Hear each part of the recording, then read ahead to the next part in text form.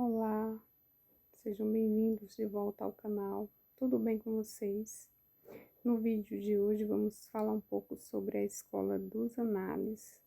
Voltamos para falar de história e voltamos para falar desse movimento historiográfico revolucionário fundado na França em 1929. Bem, criada a partir da revista acadêmica Análises de Histoire économique et sociale por Marc Bloch e Lucien Febvre, rompeu com o foco positivista na política e nos grandes heróis, propondo assim uma história total e interdisciplinar. A história dos análises ela é dividida em alguns momentos. A primeira geração aconteceu entre 1929 até o ano de 1945, e seus fundadores são Lucien Febvre e Marc Bloch. O foco da Escola dos Análises, nesse primeiro momento, é que esses autores eles batalhavam contra a história puramente narrativa, política e militar. E nesse contexto houve algumas inovações.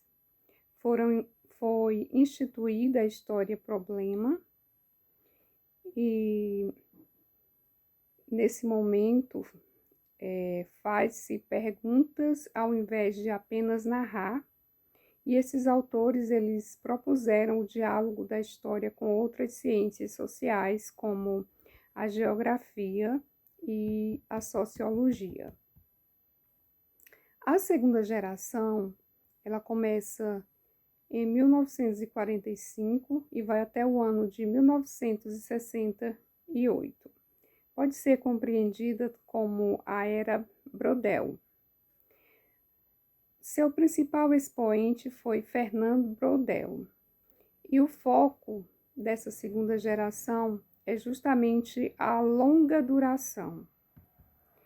As inovações propostas foi que a história, nesse momento, ela deixou de se comportar apenas como os eventos imediatos, né? Ela deixou de se importar apenas com os eventos imediatos e passou a analisar as estruturas sociais, geográficas e econômicas que acabam mudando muito lentamente.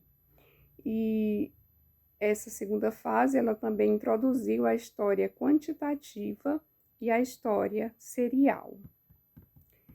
Na terceira fase, que começa a partir de 1968, institui-se a nova história e a história das mentalidades. E seus principais expoentes são Jacques Le Goff, François Furet e Pierre Nora. E o foco dessa terceira geração era justamente a história das mentalidades e a cultura.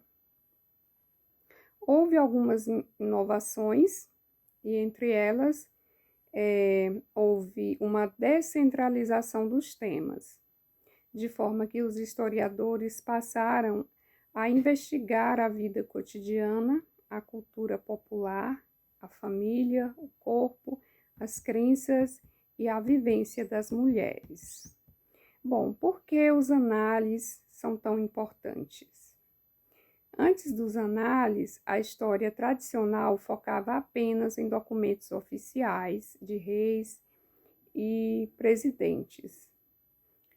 Essa escola, ela acabou mudando o paradigma, definindo que qualquer vestígio humano é uma fonte histórica.